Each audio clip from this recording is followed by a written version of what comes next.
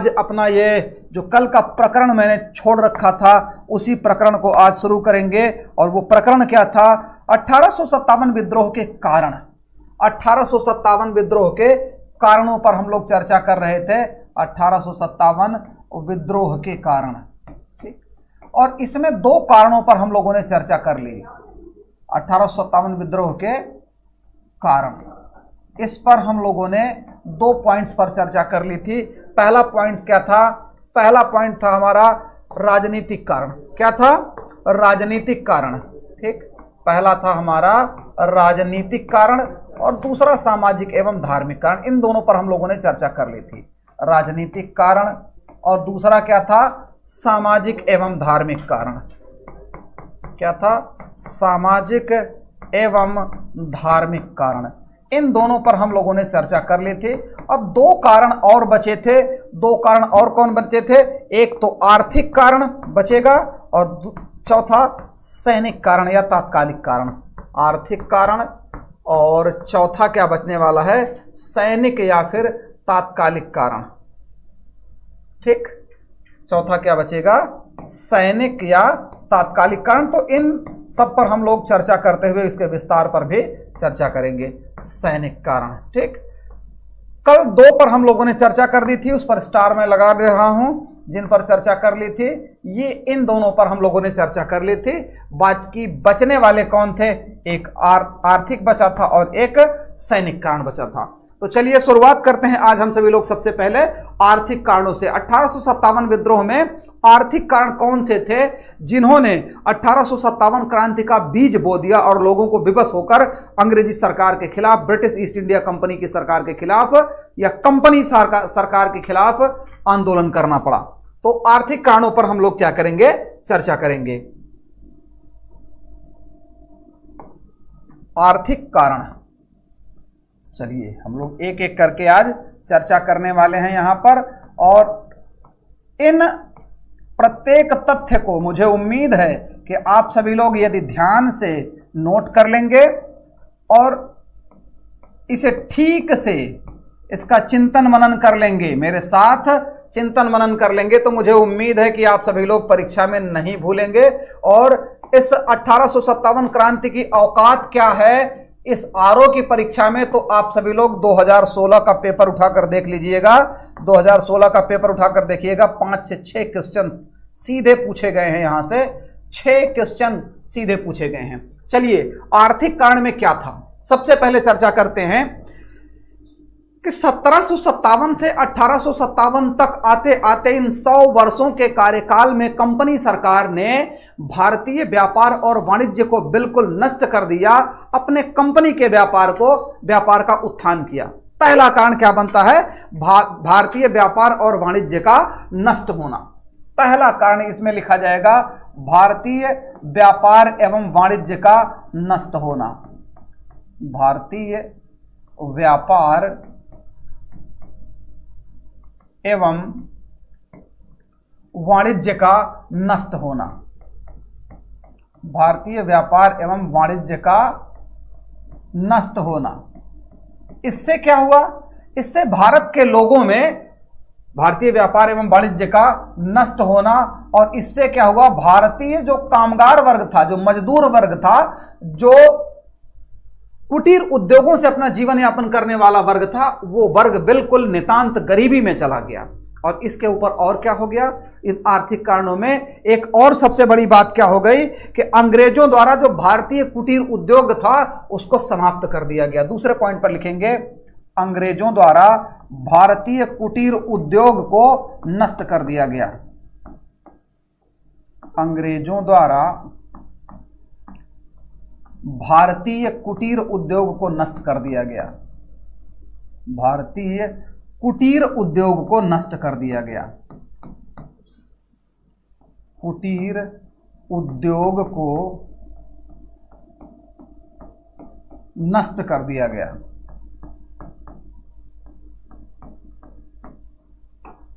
और एक बड़ी बात, भारत में जो वस्तुएं विदेशों से आ रही थी उस पर पूरा का पूरा आयात शुल्क लगाया जाता था। क्या लगाया जाता था? उस पर पूरा भरपूर जितना मर्जी आए उतना आयात शुल्क लगाते थे, जबकि ये जब ब्रिटेन से अपने माल को भारत में भेजते थे तो भैया उस पर निर्यात शुल्क नहीं लगता था, सॉरी आयात शुल्क जो था वहां से आने वाले वस्तुओं पर उस पर कोई शुल्क नहीं लगता था, और ब्रिटेन के लिए जो कच्चा माल यहां से लेके जाते थे उस पर ये लोग मनमानी तरीके से अपना शुल्क लगाना ना लगाना सब कुछ डिपेंड करता था उस व्यापारी के ऊपर कितनी पहुंच वाला है। मतलब शोषण परक व्यवस्था अंग्रेजी इस ईस्ट इंडिया कंपनी के द्वारा जो है एकदम लागू कर दी गई थी। तीसरा कारण क्या था? भारत कपड़े का बहुत बड़ा बाजार था और औद्योगिक क्रांति के कारण भारत चूंकि हस्त निर्मित हाथ से बनाए गए कपड़ों के लिए, करघे से बनाए गए कपड़ों के लिए जाना जाता था, सूती वस्त्र के लिए। हालांकि क्वालिटी इसकी बहुत अच्छी होती थी, लेकिन ब्रिटेन में जब मशीन से बने कपड़े बनने शुरू हुए औद्योगिक क्रांति के बाद, तो भारत से कच्चा माल अंग्रेजों ने लिया और ब्रिटेन ले गए, ब्रिटेन से वहां पर कपड़े बनवाए और भारत में लाकर पाट दिया। मतलब भारत के सूती वस्त्र बाजार को नष्ट करके विदेशी वस्त्रों से भारत को पाट दिया गया। यहां लिखेंगे हम भारतीय सूती वस्त्र उद्योग को नष्ट करना, या भारतीय बाजारों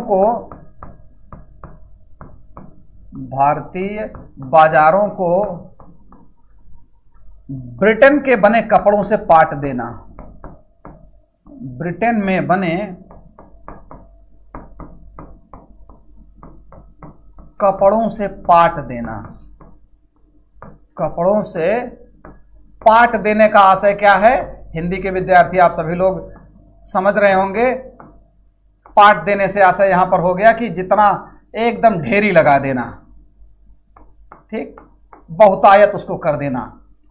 तो भारतीय बाजारों को ब्रिटेन में बने कपड़ों से पाट देना, और इससे क्या हुआ? भारतीय वस्त्र निर्माता जो है वह भी बिल्कुल परेशान हो गया। क्या है? भारत में 1793, 1820 और 25 में रैयतवाड़ी, महालवाड़ी और जो ये बंदोबस्त लागू हुए, इन बंदोबस्तों ने भी भारत के सभी किसानों को बिल्कुल, भारत के किसानों का इतना शोषण किया कि वो लोग अपनी खेती करने से रह गए, खेती करना छोड़ दिया, लोग मजदूरी करने पर आ गए, खेती करना ही छोड़ दिया लोगों ने, डर के मारे, राजस्व की वसूली के डर से। तो अस्थाई बंदोबस्त, रैयतवाड़ी एवं महालवाड़ी बंदोबस्त के कारण, या लिखेंगे यहां भू राजस्व व्यवस्था के कारण सैनिकों का, किसानों का शोषण। भू राजस्व व्यवस्था के माध्यम से किसानों का शोषण, यहां लिख दे रहे हैं, भू राजस्व व्यवस्था के कारण, व्यवस्था के माध्यम से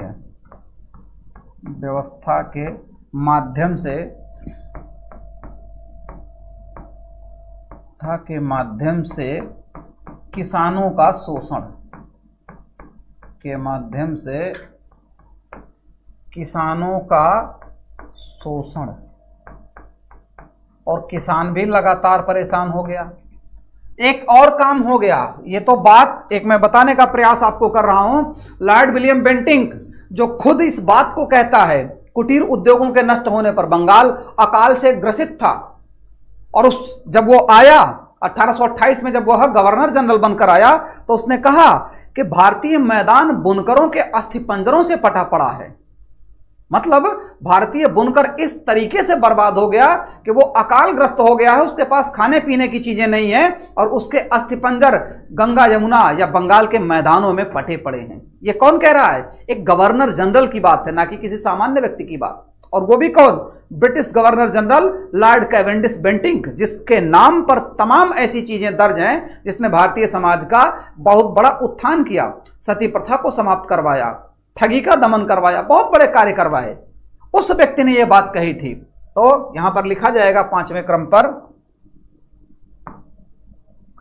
अच्छा, ये जो भू राजस्व व्यवस्था है, इस व्यवस्था को आप सभी लोग जान रहे होंगे 3 तरीके की। पहली व्यवस्था आप जानेंगे अस्थाई बंदोबस्त, दूसरी रैयतवाड़ी, तीसरी महालवाड़ी। इसको बताने की कोई जरूरत नहीं है, ठीक। रैयतवाड़ी आर से रीड, कैप्टन रीड और होल्ट मैकेंजी, महालवाड़ी मतलब मैकेंजी, और अस्थाई बंदोबस्त कार्नवालिस के द्वारा चलाया गया था।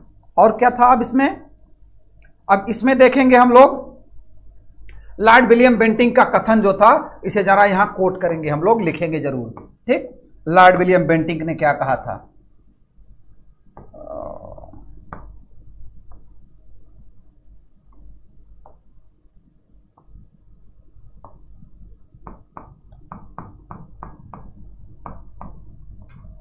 भारतीयों की स्थिति को देखते हुए,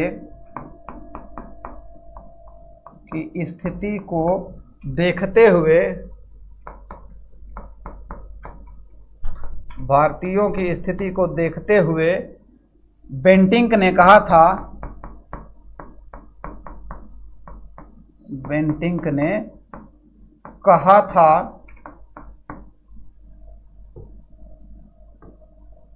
कहा था कि भारतीय बुनकरों के अस्थिपंजर, भारतीय बुनकरों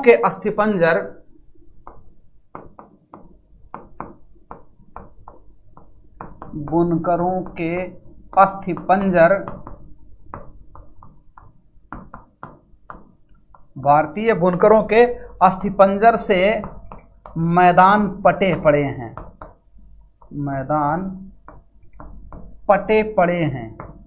ये कौन कह रहा है? ये विलियम बेंटिंक कह रहा है। विलियम बेंटिंक कह रहा है, एक गवर्नर जनरल कह रहा है। और एक चीज तो और भी मिलता है इस दौरान, जो वर्तमान उत्तर प्रदेश का पश्चिमी क्षेत्र है, उस पश्चिमी क्षेत्र में एक जिलाधिकारी को आदेश होता है अकाल के बावजूद कि आप राजस्व वसूली कीजिए। जिलाधिकारी लिखता है सरकार को कि यहां सूखी घास के अलावा कुछ भी नहीं है। ब्रिटिश ईस्ट इंडिया कंपनी की सरकार उसको आदेश देती है कि उन सूखी घासों को कटवाकर बेचकर पैसा वसूल करो। यहां तक का डाटा विलियम बेंटिंक देते हैं। इतनी चीजें आपको देखने के लिए मिलती हैं किस तरीके से किसानों का शोषण किया गया। तो इन शोषण के बाद आप जब देखेंगे तो भारतीयों की स्थिति लगातार दयनीय होती चली गई और इसके कारण इसमें व्यापारी वर्ग, मजदूर वर्ग, कुटीर उद्योग को करने वाला, कपड़े का व्यापारी, किसान, सब के सब लोग ब्रिटिश ईस्ट इंडिया कंपनी की सरकार के खिलाफ हो गए और इन्हें चिंगारी की जरूरत थी, जो चिंगारी इन्हें सैनिक कारण से मिल गई। तो अगले कारण पर हम लोग चर्चा करेंगे। किस पर? अगला कारण हमारा क्या होगा? सैनिक या तात्कालिक कारण। इन दो कारणों पर अब हम चर्चा करेंगे, सैनिक या तात्कालिक कारण। आप बीएल ग्रोवर और मृदुला गर्ग जी की पुस्तक उठाकर देखेंगे तो जो कथन मैंने कहा उसे आप स्पष्ट रूप से उस पुस्तक में प्राप्त करेंगे 1857 विद्रोह के चरण में। चलिए अगला कारण क्या है? अगला कारण आपका है सैनिक या तात्कालिक कारण।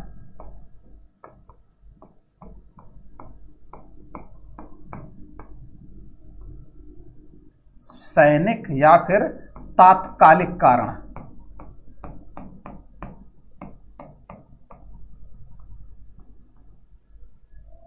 मैंने कल आप लोगों को सैनिकों के विषय में एक तथ्य पर चर्चा किया था। 1824 में जब बर्मा युद्ध के लिए भारतीय सैनिकों को भेजा जा रहा था तो उस समय भारतीय सैनिकों ने यह कहकर मना किया कि हमारे धार्मिक ग्रंथों के अनुसार जब हम विदेश यात्रा करते हैं या फिर जब हम समुद्र मार्ग के द्वारा कहीं यात्रा करते हैं तो हमारा धर्म भ्रष्ट हो जाता है। तो क्या होता है? हमारा धर्म भ्रष्ट हो जाता है। ये कहकर मना करने वाले जो सैनिक बर्मा युद्ध के लिए नहीं गए 1824 में, 37वीं देसी रेजिमेंट के सैनिक जो बैरकपुर में स्थापित थे, बैरकपुर में उनकी छावनी थी, नहीं गए, उन्हें बर्खास्त कर दिया गया। और जो लोग गए उन लोगों के साथ और भी बड़ा दुर्व्यवहार हुआ क्योंकि उनके परिवार के लोगों ने उन्हें अपने परिवार से बेदखल कर दिया। कहा तुम लोग धर्म भ्रष्ट हो, तुम्हारा धर्म भ्रष्ट हो गया है। उन्हें सामाजिक रूप से उनका बहिष्कार कर दिया। और यह सामाजिक रूप से बहिष्कार करना अंग्रेजी सरकार या कंपनी बहादुर के लिए एक कील ताबूत की कील साबित हुई, क्योंकि उन सैनिकों ने, क्योंकि अब वो बेचारे अपने घर में रह ही नहीं सकते थे, समाज के लोग अपने बगल बैठने नहीं देते थे, वो बेचारे फक्कड़ हो गए, कुछ पागल हो गए, कुछ साधुओं की तरह जीवन व्यतीत करने लगे। ऐसी स्थिति में क्या होता है, जो सैनिक हैं वो सैनिक लोग एक हर स्थान पर यह मूड बनाकर जरूर बैठे थे कि जैसे ही मौका मिलेगा हम इन अंग्रेजी सरकार को तो मजा जरूर चखाएंगे। और इसी कारण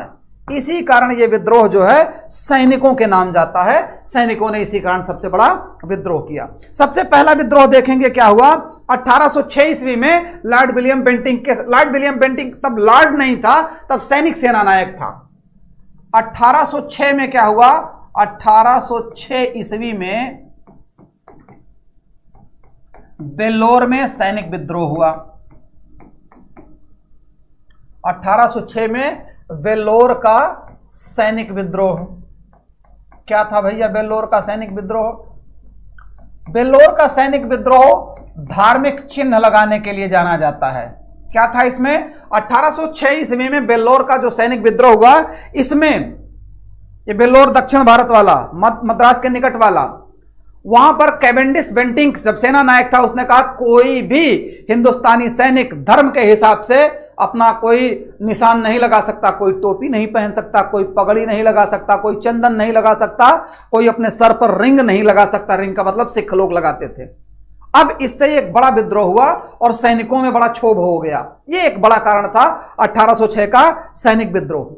और इसमें क्या था, धार्मिक चिन्ह लगाने के लिए मना कर दिया गया। यहां मैं लिखूंगा धार्मिक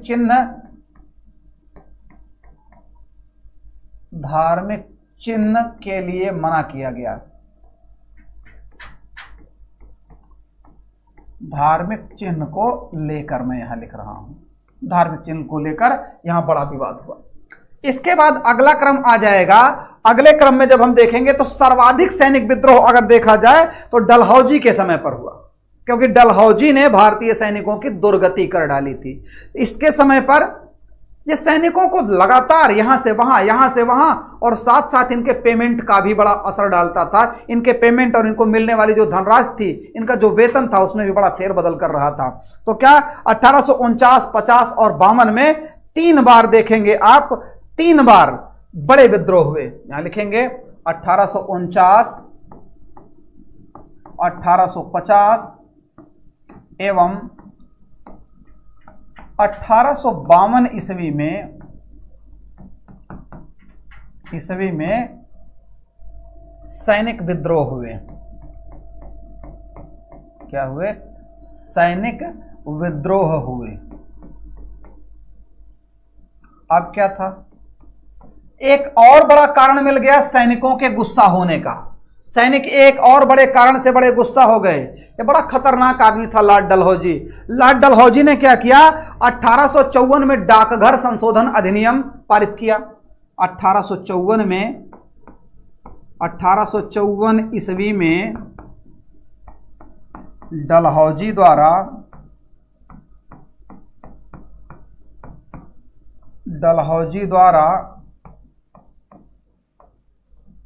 डाकघर संशोधन अधिनियम पारित किया गया।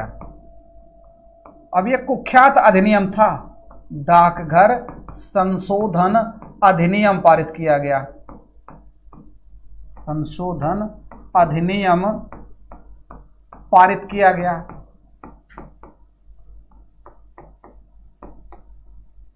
डाकघर संशोधन अधिनियम पारित किया गया। अब जरा समझिएगा भैया, इस डाकघर संशोधन अधिनियम में क्या था। इस डाकघर संशोधन अधिनियम के माध्यम से क्या किया गया, भारतीय सैनिकों को डाकघर संबंधी निःशुल्क सेवाएं जो दी जाती थी वो बंद कर दी गई, जबकि अंग्रेजों की जारी रही। स्वाभाविक सी बात है कि जो भारतीय सैनिक होगा वो जरूर विरोध करेगा। क्या किया इन्होंने, लिख रहा हूं मैं, भारतीय सैनिकों को दी जाने वाली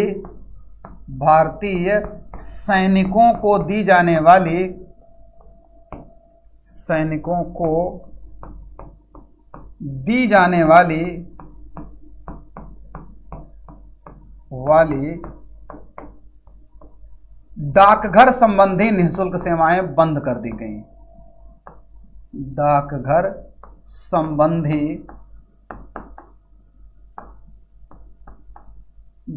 संबंधी निःशुल्क सेवाएं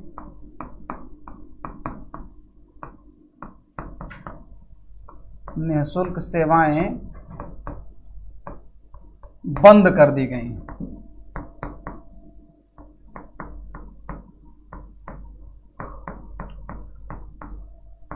सिर्फ और सिर्फ किसके साथ हुआ? ये भारतीय सैनिकों के साथ हुआ, जबकि अंग्रेजों के लिए ये बना था। मतलब भारतीय सैनिक अगर मनी ऑर्डर भेजते थे, कोई चिट्ठी पत्र भेजते थे, तो उसका शुल्क लगने लगा, जबकि अंग्रेजों के लिए ये बिल्कुल माफ था। क्यों भाई? दोहरा रवैया। और ये जो दोहरा मानदंड था, ये दोहरा मानदंड भारतीय सैनिकों को बिल्कुल क्या कर दिया? इनको अग्रेसिव बना दिया, इनको गुस्सैल बना दिया। कहा हम तुम्हारे लिए काम नहीं करेंगे। इसी कारण 3 से 4 बार जो सैनिक विद्रोह हुए, और 1854 के इस विद्रोह ने इसको बस जरूरत थी विद्रोह की शुरुआत की, लोगों को आवश्यकता थी कहीं ना कहीं से। जिस तरीके से आप मान लीजिए कि कहीं आग धीरे धीरे धीरे धीरे सुलग रहा हो, उसे भड़काने की जरूरत थी, और वो भड़का कब? मंगल पांडे वाले प्रकरण से भड़क गया। अब इसके बाद एक और काम हुआ। इसके बाद 1856 में, जरा ध्यान दीजिएगा, 1856 ईस्वी में मई के टाइम 1856 में लॉर्ड डलहौजी भारत से चला गया। उसके जगह पर लॉर्ड कैनिंग आया। कौन आया? लॉर्ड कैनिंग आया। अब लॉर्ड कैनिंग ने क्या किया? लॉर्ड कैनिंग भारत आया। लॉर्ड कैनिंग ने भारत आकर सबसे पहला काम किया कि दिसंबर 1856 में, दिसंबर 1856 ईस्वी में लॉर्ड कैनिंग ने, किसने? लॉर्ड कैनिंग ने पुरानी ब्राउन बेस राइफलों के स्थान पर, पुरानी ब्राउन बेस राइफलों के स्थान पर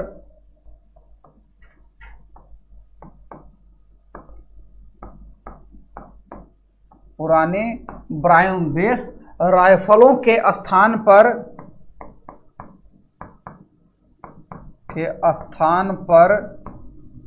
नई इनफील्ड राइफलों का प्रयोग शुरू कराया।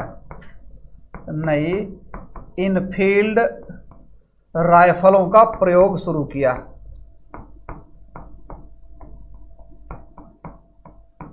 का प्रयोग आरंभ किया या प्रयोग शुरू किया।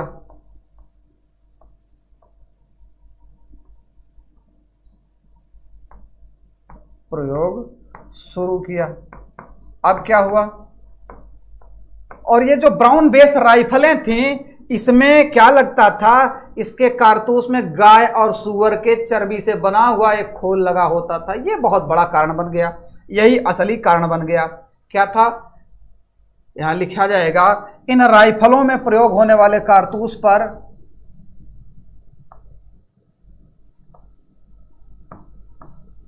इन नई राइफलों में लिखेंगे, इन नए राइफलों में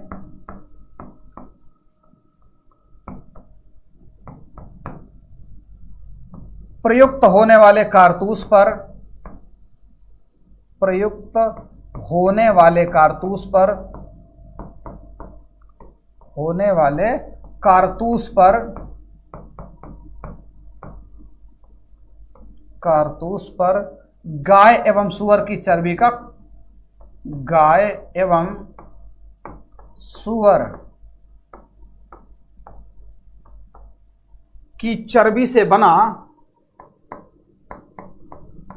सूअर की चर्बी से बना आवरण लिख देते हैं हम, या खोल लिख देंगे, आवरण या फिर खोल लगा होता था, लगा होता था।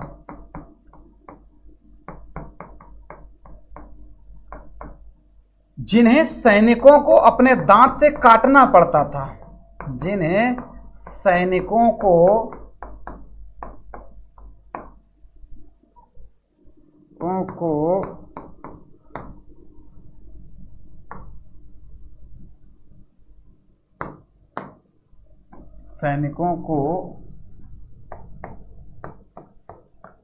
अपने दांत से काटना पड़ता था, सैनिकों को अपने दांत से काटना पड़ता था।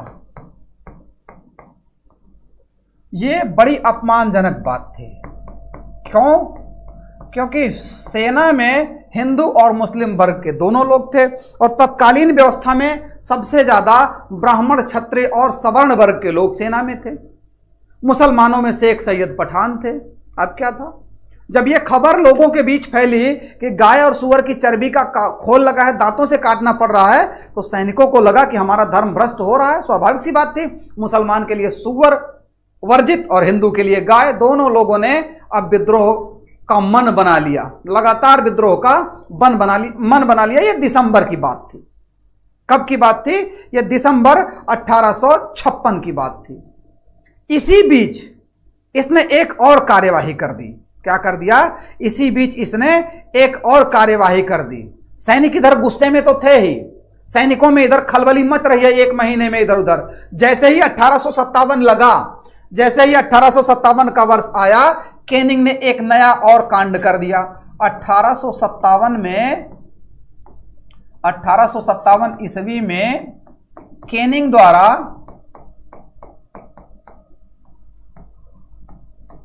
केनिंग द्वारा सामान्य सेवा भर्ती अधिनियम पारित किया गया। केनिंग द्वारा क्या? सामान्य सेवा भर्ती अधिनियम पारित किया गया। और क्यों पारित किया गया, इस पर भी चर्चा करेंगे हम लोग। सामान्य सेवा भर्ती अधिनियम पारित किया गया। केनिंग द्वारा सामान्य सेवा भर्ती अधिनियम पारित किया गया। क्यों पारित किया गया? जब केनिंग भारत में आया तो इसने जब देखा कि सैनिक बार बार लगातार विद्रोह कर रहे हैं, 1849, 50, 52 में विद्रोह किया, पुराने समय में गया, 1806 में विद्रोह हुआ, 1824 में विद्रोह हुआ। केनिंग के समझ में आया कि ये लोग बार बार विद्रोह करते हैं, एक नया कानून बना दिया जाए। इसने एक नया कानून बना दिया, सामान्य सेवा भर्ती अधिनियम।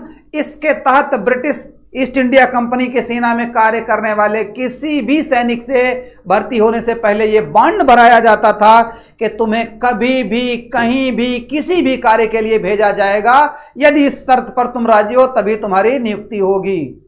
विवश थे लोगों ने इस सामान्य सेवा भर्ती अधिनियम के तहत नौकरियां ज्वाइन की, सैनिक बने।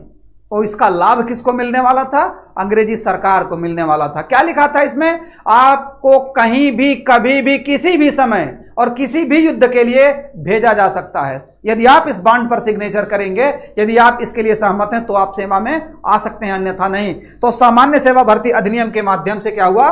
भारतीय सैनिकों का बड़ा जमकर शोषण हुआ। इधर उधर सब भेजे गए और बेचारे न इधर के हुए न उधर के हुए। लेकिन अब सबसे बड़ी दुर्घटना शुरू क्या हो रही है? वो चर्बी वाले कारतूस की खबर। चर्बी वाले कारतूस की खबर पर सबसे पहले 3 स्थानों पर दुर्घटनाएं हुई। क्या क्या हुई? अब जरा चर्बी वाला कारतूस प्रकरण यहां देखते हैं, लिखेंगे हम। चर्बी वाला कारतूस प्रकरण, चर्बी वाला कारतूस प्रकरण। आप लोगों ने कई फिल्में भी देखी होंगी, लगभग फिल्मों में भी कुछ बातें सही दिखाई गई हैं, लेकिन वो सिनेमा है। सिनेमा तो आपको कुछ न कुछ ज़्यादा मिर्च मसाला लगा के देगा ही, और बिना मिर्च मसाले के सिनेमा का काम नहीं चलेगा। अरे इन लोगों ने तो, सिनेमा वाले ने तो भगत सिंह जैसे लोगों की भी प्रेमिका बना दिया है। क्या करेंगे आप? चलिए, चर्बी वाले कारतूस वाले प्रकरण में देखेंगे सबसे पहले क्या है। सबसे पहले इस पर खबर कहां फैली? सबसे पहले इस पर सैनिक विद्रोह कहां हुआ? दमदम। पहला विद्रोह कहां हो रहा है? जनवरी 1857। ध्यान दीजिएगा, जनवरी 1857 में विद्रोह कहां हुआ? दमदम सैनिक अड्डा, कलकत्ता में। आप नेताजी सुभाष चंद्र इंटरनेशनल एयरपोर्ट जिसको कहते हैं, जिस एरिया में, वो दमदम एरिया है। दमदम सैनिक केंद्र कहां है? कोलकाता में है। यहां पर सबसे पहला विद्रोह हुआ, चर्बी वाले कारतूस को लेकर पहला विद्रोह। कभी कभी प्रश्न पूछा जा सकता है, पहला विद्रोह जो है, पहला विद्रोह या प्रथम विद्रोह कहां हुआ? तो प्रथम विद्रोह यहां पर हुआ, लेकिन यह दबा दिया गया, यहां लोग संगठित नहीं थे। प्रथम विद्रोह।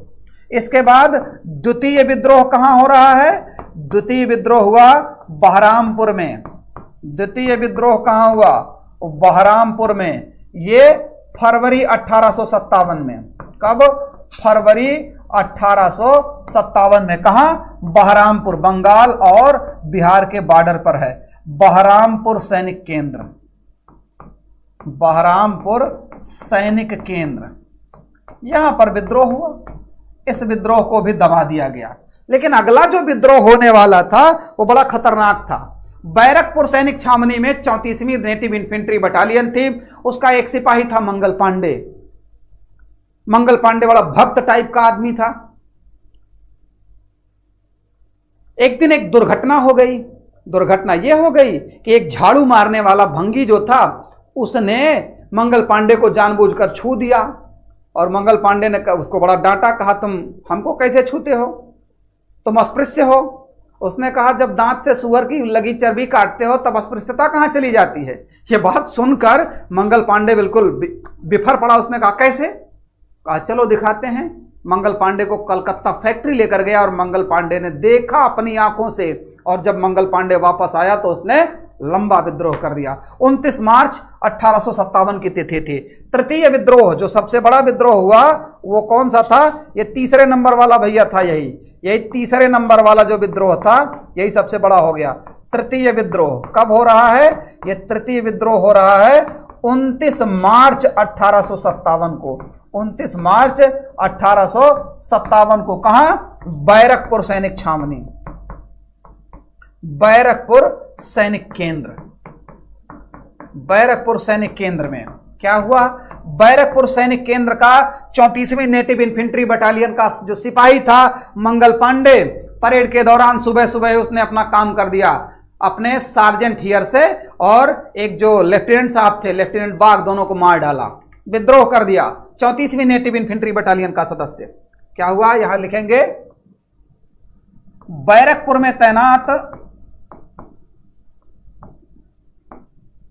बैरकपुर में तैनात 34वीं देसी रेजिमेंट लिखेंगे। 34वीं देसी रेजिमेंट, 34वीं देसी रेजिमेंट के सिपाही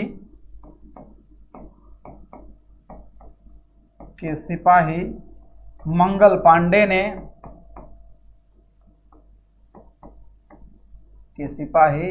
मंगल पांडे ने 29 मार्च 1857 को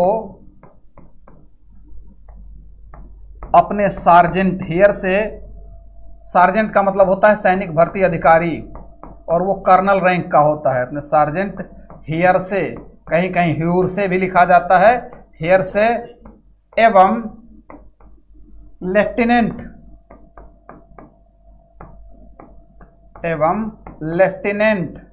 बाग को मार डाला, बाग को मार डाला। अब क्या था?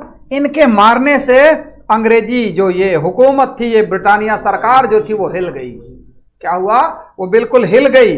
उसके हिलने के बाद स्थिति क्या हुई कि 34वीं नेटिव इन्फेंट्री बटालियन को भंग कर दिया गया। ठीक, यहां लिखेंगे रेजिमेंट को भंग किया गया, रेजिमेंट को भंग कर दिया गया, को भंग कर दिया गया। क्या हुआ? रेजिमेंट को भंग कर दिया गया, और 8 अप्रैल 1857 को मंगल पांडे को फांसी दे दी गई। 8 अप्रैल 1857 को मंगल पांडे को फांसी दी गई, मंगल पांडे को फांसी दे दी गई। और जब मंगल पांडे को फांसी दी गई तो ये खबर जो है बिल्कुल जंगल के आग की तरह फैली। स्वाभाविक सी बात थी। कारण क्या था? क्योंकि उत्तर प्रदेश जिसे हम कहते हैं, अवध क्षेत्र जो था, उसका शायद ही कोई परिवार ऐसा था जिस परिवार में लोग सैनिक ना हो। सैनिकों की पौधशाला कहा जाता है उत्तर प्रदेश। अवध क्षेत्र सैनिकों की पौधशाला के रूप में जाना जाता था। अब सैनिकों में खलबली मचनी शुरू हो गई। अब क्या था, मंगल पांडे को फांसी देने के बाद जब ये खबर आसपास के क्षेत्रों में फैली तो मामला बिगड़ गया। एक तथ्य यह भी मिलता है, मौलवी अजीमुल्लाह शाह इन्होंने क्या किया, मौलवी अजीमुल्लाह शाह बहादुर शाह जफर के प्रतिनिधि थे और नाना साहब ने उनको अपने पेंशन की राशि बढ़वाने के लिए लंदन भेजा था। वो वहां गए और 1848 में सतारा का जो विलय कर लिया गया था, तो वहां के जो शासक थे उनका नाम था रंगोजी बापूजी और मौलवी अजीमुल्लाह शाह, दोनों लोगों की भेंट लंदन में हुई और इन लोगों ने माना जाता है कि विद्रोह का स्वरूप तैयार किया था और यह कहा था कि विद्रोह 31 मई 1857 को किया जाएगा और उसके लिए सभी मातहतों को संदेश देने के लिए कमल का फूल और रोटी का निशान चुना था। किन लोगों ने, रंगोजी बापूजी जो सतारा के निर्वासित शासक थे और अजीमुल्लाह शाह या अजीमुल्लाह खां जो आपके फतेहपुर के रहने वाले थे, प्रयागराज से उन्होंने बड़ा लंबा कार्य किया।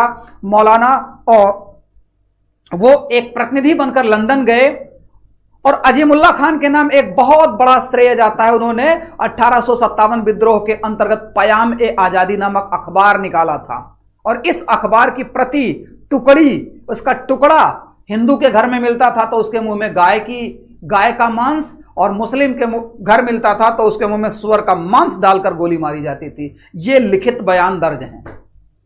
तो यहां पर क्या हुआ, अब यहां लोगों ने यह मंतव्य अपना बनाया था कि हम विद्रोह कब करेंगे, 31 तारीख को करेंगे, 31 मई को करेंगे, लेकिन उससे पहले ही कुछ घटनाएं हो गई और विद्रोह अलग समय पर हो गया। अगली घटना क्या थी, मंगल पांडे की फांसी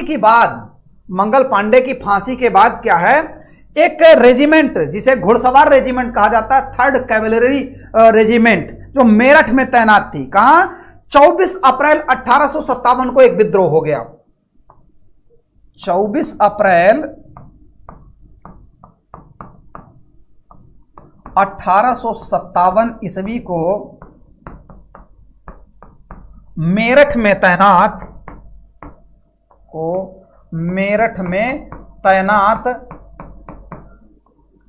तीसरी, यहां लिख दे रहे हैं हम 3rd, ठीक, 3rd घुड़सवार रेजिमेंट के 85 सैनिकों, 90 सैनिकों ने, घुड़सवार रेजिमेंट के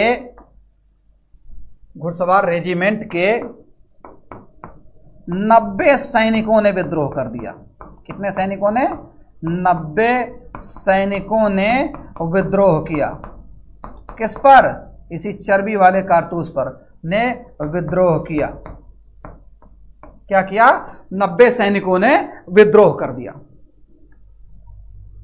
और अगर आप इन 90 सैनिकों की सूची चाहते हैं तो प्रोफेसर नीरज कर्ण सिंह एक वरिष्ठ साहित्यकार हैं, इतिहास के विधा के लेखक, 1857 संग्राम के समय की पत्रकारिता नामक उनकी पुस्तक है, उसमें आपको इन 90 सैनिकों की सूची मिल जाएगी। और इनमें सबसे ज्यादा मुसलमान थे, 67 के करीब मुसलमान थे इसमें। अब क्या हुआ, 24 अप्रैल को यह दुर्घटना हो गई। 24 अप्रैल को यहां पर विद्रोह हो गया, इन सैनिकों को पकड़ लिया गया और इन पर क्या चलाया गया, इन पर मुकदमा चलाया गया, इन पर कोर्ट मार्शल का मुकदमा चलाया गया। ठीक, इन सैनिकों पर जो है कोर्ट मार्शल का मुकदमा चलाया गया। क्या है, विद्रोही सैनिकों पर कोर्ट मार्शल का मुकदमा चलाया गया। सैनिक कार्यवाही होती है भाई, विद्रोही सैनिकों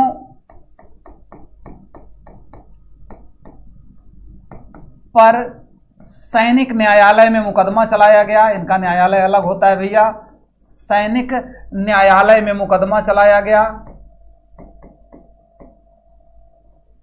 सैनिक न्यायालय में मुकदमा चलाया गया।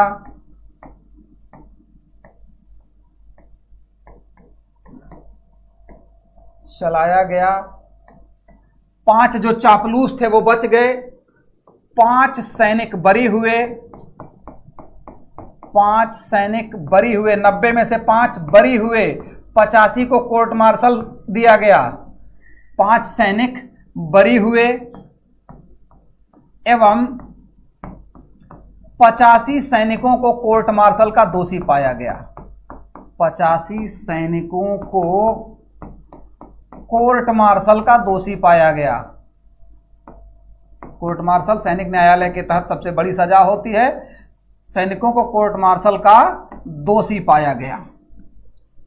अब क्या था, इन सैनिकों के हाथ में हथकड़ी, पांव में बेड़ी लगाकर इन्हें शहर में घुमाया गया। कहां घुमाया गया? मेरठ शहर में घुमाया गया।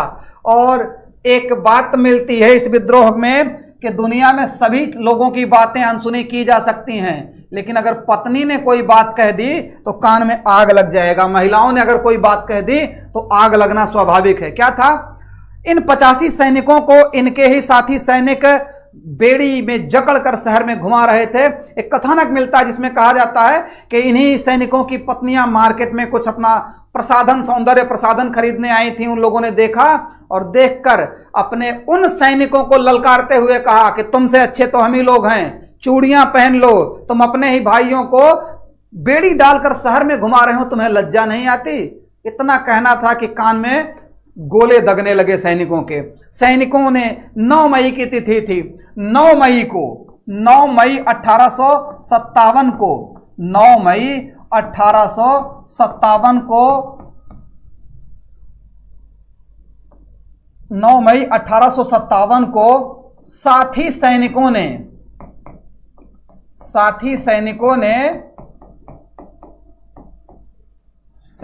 ने सजा पाए 85 सैनिकों को, या सजा भोग रहे सजा पाए 85 सैनिक साथियों को मुक्त करा लिया। 85 सैनिक साथियों को मुक्त करा लिया। 85 सैनिक साथियों को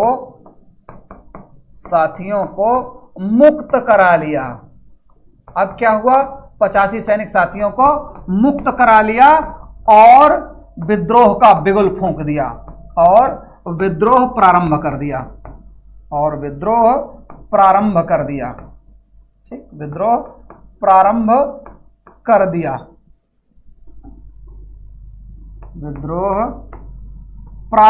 दिया। किन लोगों ने? अब सब के सब सैनिक एक हो गए, इन लोगों को छुड़ा लिया। खूब लूटमार शुरू हो गई। मेरठ का जो कमांडिंग ऑफिसर था उसको लोगों ने ढूंढना शुरू कर दिया। मेरठ का जो कमांडिंग ऑफिसर था उसका नाम था बिलोबी। बिलोबी ने आत्मसमर्पण कर दिया, उसको आत्मसमर्पण करना पड़ गया। ठीक है, मेरठ का जो कमांडिंग ऑफिसर था,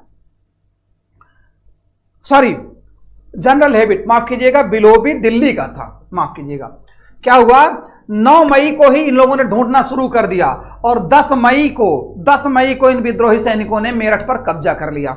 नोट करेंगे यहां पर, 10 मई 1857 को विद्रोही सैनिकों ने मेरठ पर कब्जा कर लिया। 10 मई 1857 को विद्रोही सैनिकों ने, यहीं से शुरुआत मानी जाती है विधिवत, 10 मई को ही, 10 मई 1857 को विद्रोही सैनिकों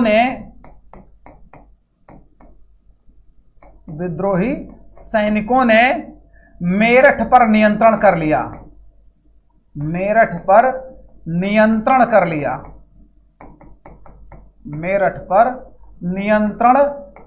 लिया। और क्या हुआ, जब मेरठ पर नियंत्रण कर लिया भैया, मेरठ पर नियंत्रण कर लिया, यहां का जो कमांडिंग ऑफिसर था, कमांडिंग ऑफिसर जनरल हेबिट, माफ कीजिएगा, बार बार उसका नाम क्यों आ जा रहा है, कमांडिंग ऑफिसर, सीईओ जो था यहां का, सैनिक sergeant, commanding officer general habit ने आत्मसमर्पण कर दिया। जनरल हेबिट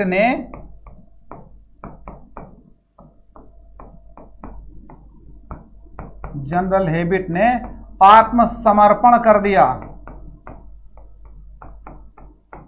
भाई किसी के खोपड़ी पे आप बंदूक लगा दोगे और कह दोगे कि बीवी बच्चे समेत साफ कर देंगे तो कोई भी होगा डर जाएगा। भाई डर गया, ये भी डर गया। इसने कहा कि भाई अब भाई तुम लोग जो करना चाहते हो वो करो। अब क्या था, 11 मई को 10 मई की शाम तक वक्त खां बरेली से अपने सैनिक टुकड़ी के साथ आ गया। ये अपने आप में बड़ा अचंभा था। कहीं ना कहीं ये लोग स्टैंड बाई मोड में थे, कहीं ना कहीं ये लोग स्टैंड बाई मोड में खड़े थे भाई, एकदम स्पष्ट था कि ये लोग कहीं ना कहीं स्टैंड बाई मोड में थे। ठीक, ये लोग कहां थे? स्टैंड बाई मोड में कहीं ना कहीं थे। ठीक, तो जनरल हेबिट ने क्या कर दिया? आत्मसमर्पण कर दिया। इसके बाद क्या था? बख्त खां अपने सैनिक साथियों के साथ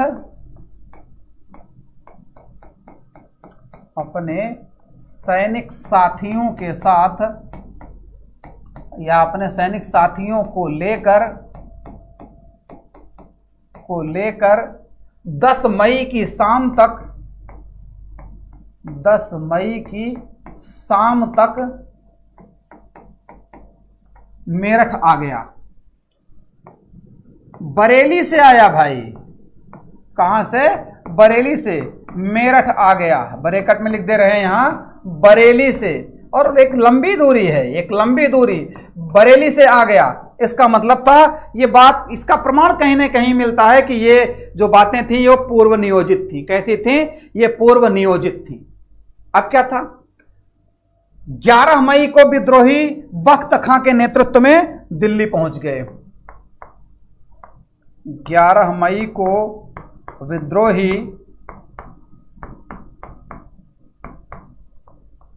बख्त खां के नेतृत्व में दिल्ली पहुंच गए। बख्त खां के नेतृत्व में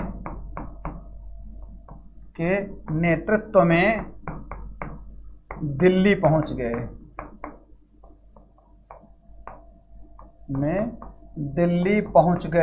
पूरा का पूरा प्रकरण ये मिला कि जो अंग्रेज, सुबह मिलता है प्रकरण की सुबह 4 से 4:30 के बीच सैनिकों ने लाल किले के पास का पुल पार किया, और जो लोग सोए मिले, जो अंग्रेजी सैनिक सोए मिले, जनता सो रही थी, अंग्रेज सो रहे थे, जो सोए मिले उनको चिर निद्रा में सुला दिया गया, उनको मार दिया लोगों ने।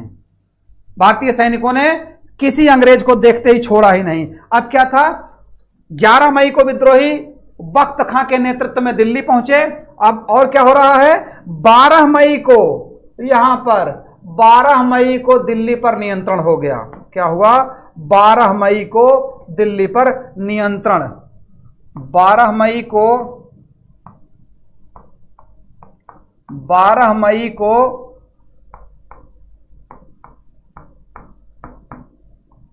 दिल्ली के कमांडिंग ऑफिसर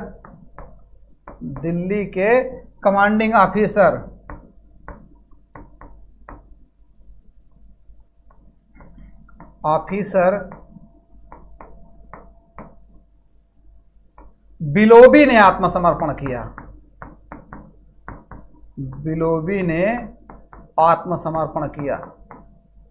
इनको विवश हो जाना पड़ा। बिलोबी ने क्या किया? आत्मसमर्पण किया। अब क्या था?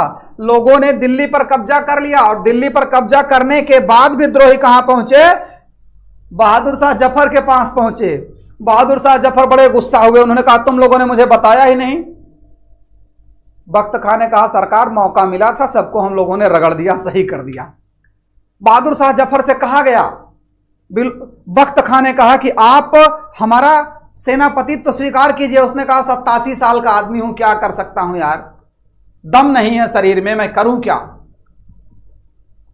मेरी रियासत बड़ी छोटी सी हो गई है, लाल किले के अंदर मुझे उठना बैठना होता है तो सार्जेंट से पूछकर आना जाना होता है, अब क्या करूं? इस बात पर बख्त खां ने कहा कि आप किसी भी तरीके से तैयार हो जाइए, आप तैयार हो जाइए। बहादुर शाह जफर तैयार नहीं हो रहा था। उनकी बेगम जीनत महल ने कहा कि आप बाबर के उस खानदान के व्यक्ति हो, अगर आपने इस युद्ध में सेनापति बनने का निर्णय नहीं लिया तो जमाना आपको कायर कहेगा, इतिहास आपको कायर कहेगा। इस बात से बड़ा ताव में आया और बहादुर शाह जफर ने कहा ठीक है, स्वीकार करता हूं। बख्त खां ने बहादुर शाह जफर को पुनः क्या किया? भारत का मुगल सम्राट घोषित किया। ध्यान दीजिएगा 1856 में केनिंग ने क्या कह दिया था? अब ये लोग सिर्फ राजकुमार रहेंगे, अंतिम मुगल बादशाह घोषित कर दिया था। तो बहादुर शाह जफर को पुनः भारत का मुगल सम्राट घोषित किया। किसने? बख्त खां ने। और उन्होंने, बख्त खां ने एक उपाधि दी। बख्त खां ने क्या उपाधि दी? बहादुर शाह जफर, यहां नोट करेंगे, बहादुर शाह जफर को भारत का मुगल सम्राट घोषित किया गया। बहादुर शाह जफर को भारत का मुगल सम्राट घोषित किया गया। भारत का मुगल सम्राट घोषित किया गया। और क्या था? घोषित किया गया, मुगल सम्राट घोषित किया गया। और क्या हुआ? और बहादुर शाह जफर ने क्या किया? ये जो लिख रहा हूं ये पूछा गया क्वेश्चन है। बहादुर शाह जफर ने 2016 में पूछा गया क्वेश्चन है। बहादुर शाह जफर ने बख्त खां को, ये क्वेश्चन पूछा गया था, बख्त खां को 2016 प्री में पूछा गया क्वेश्चन था, आरओ में। देख लीजिएगा पेपर आप सभी लोग। ठीक, क्या पूछा गया?